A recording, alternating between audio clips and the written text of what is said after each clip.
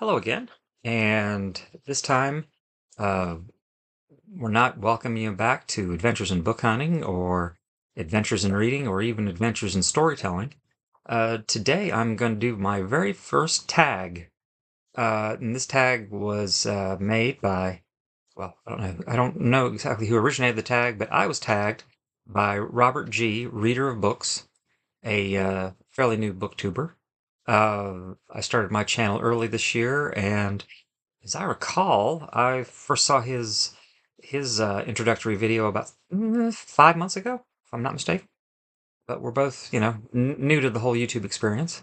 In any event, he tagged me with "Your answer can't be books" tag, which is a good tag for me, I think, because I most days I don't consider myself a booktuber.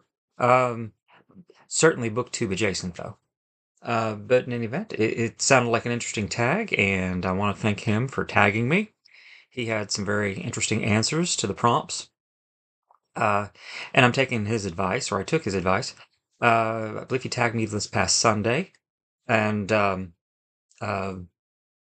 he indicated just read the questions and give the first answers that come to mind. I did that. I made a list of the questions and just ran through them very quickly with my first impressions. So here we go. My first attempt at a tag. The first question in the "Your answers can't be books" tag is, what is something that you own way too many of other than books? And this is probably the hardest question I had. And then I realized, oh, I know something I own too many of. I own 100 CDs. You're thinking, 100 CDs? That's not a whole lot, is it? And it is if you don't have anything to play them on. And therefore, very literally by definition, I uh, I have too many of them. Just to show you a few. My classic rock sensibilities. I've got Kansas Leftoverture, their best album ever. Um, Led Zeppelin 4. Oop. As I progressed into the 80s and 90s, um, Anya and the Black Crows. And, of course, Wagner, music from the Ring Cycle. A little bit of glare. There you go. Anyway, just a small selection of my very diverse CD collection. And once again, I have way too many of them because I don't have anything to play them on, and I don't really have much incentive to get something to play them on.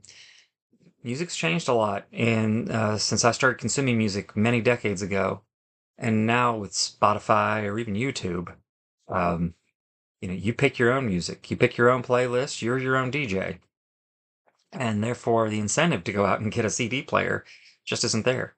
But anyway, too many CDs, compact discs. The second question is, what is something that you do for fun that's not reading a book? And this was a real quick and easy one. Uh, Also, in this last year, I've gotten to start playing Dungeons and Dragons again.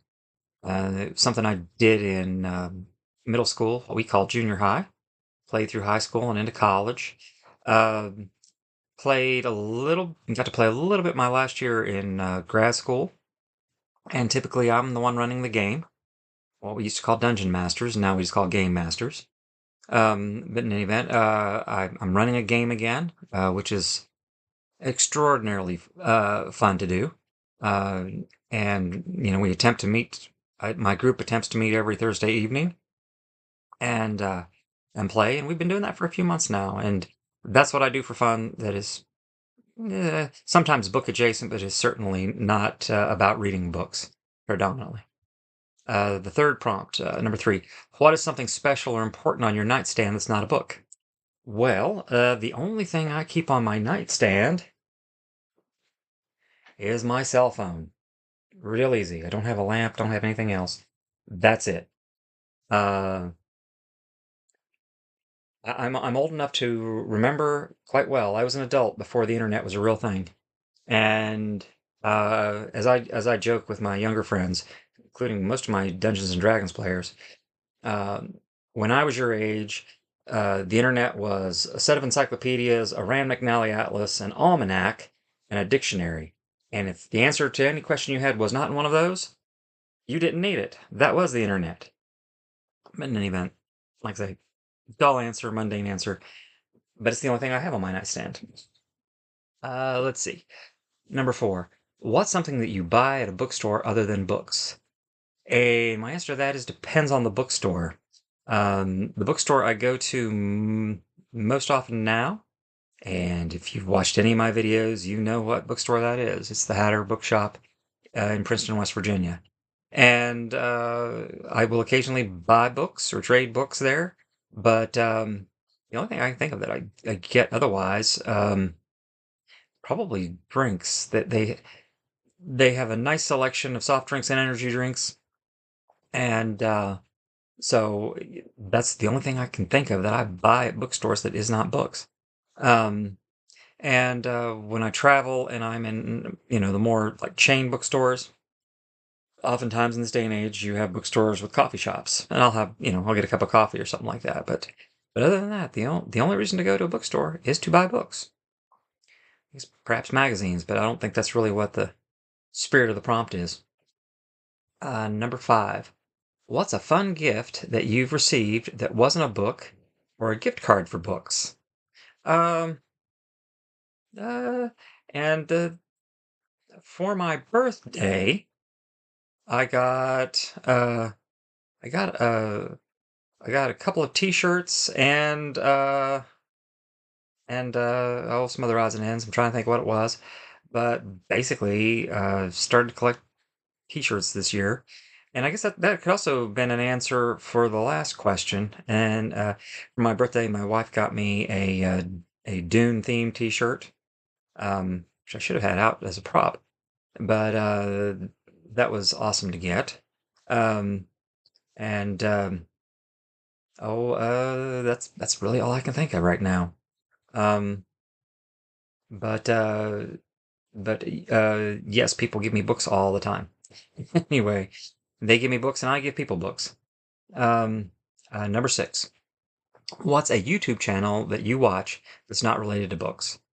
And YouTube is the only TV that I actually watch. Sometimes with my wife, we'll watch something on Netflix or Bravo or one of the streaming services. But for me, it's all YouTube, and I watch. Oh goodness, I actively follow hundreds of channels, a lot of book related channels. But since we're not talking about books, just go over some broad categories. I watch lots of news and commentary, and I try and select channels from across the political spectrum. You want to have as broad a news consumption base as you possibly can. Uh, in fact, I watch stuff that I completely disagree with all the time because you need to know what other people are thinking. And you need to be able to understand both, how you feel about things, how you view the world, what your opinions are on policy or politics or any other subject. And you need to understand what others are. Um, so hopefully you can have good discussions and your own views can be challenged, and if they're challenged sufficiently, you get new opinions, you get new outlooks, and that's what I strive for. But some individual channels that I follow. Um, Time Ghost, which is actually a collection of channels that do news coverage and documentaries about historical events. Um Really good, non-biased, non-partisan coverage of historical events. They've had a really great series about the Great War, World War One, and I started watching their World War Two series, which is done as if it's a 1940s news broadcaster telling you about the war week by week. And I started watching during the late unpleasantness of the plague, when there weren't a whole lot of options to get out and about. I had a ritual every Saturday morning of watching World War II in real time, which is a Time Ghost production. Something I always look forward to, and it's kind of sad to see the war end. And the war just did end. They've just stopped their coverage.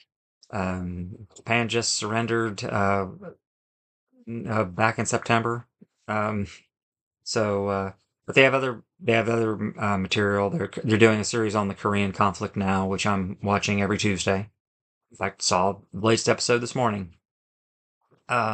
But yeah, and other history channels. Um, let's see, channel that I really appreciate. I want to give a shout out to Atten Shea Films, which is about historical events, mostly the Civil War and colonial America. Really good channel.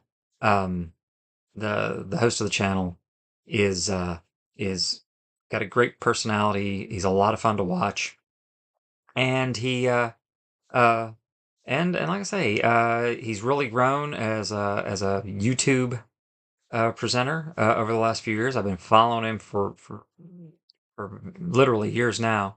Um, but highly recommend the channel. Uh, Entertaining and informative. Watch a lot of game related channels. Dungeons and Dragons player, so I watch lots of channels related to gaming. Um, Matt Colville. I don't watch his. He doesn't have as much material on his channel as he used to be, but several years ago, started watching him. He gave great advice on playing Dungeons and Dragons and other role playing games and running the games. Which is what I'm predominantly doing. Very fun stuff. And you also got huge doses talking about literature and philosophy and religion. Just great stuff.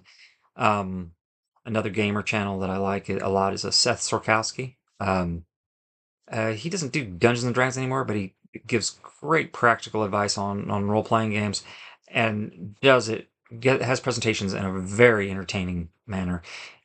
He presents skits where he's playing 4 or 5 characters in a sketch, and does it quite well. Anyway, if you're into that kind of thing, that's a good channel.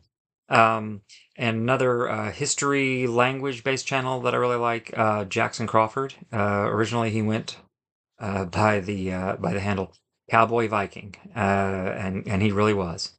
He's from Wyoming, or at least that's where he's lived the last several years, and he sounds like he's from Wyoming. But he's also got a PhD in Norse studies and language, and that's what predominantly his channel is about: Norse mythology, Norse language, Norse literature, um, and just a great educational channel. And in fact, he does a lot of things where you can learn to speak and read Old Norse.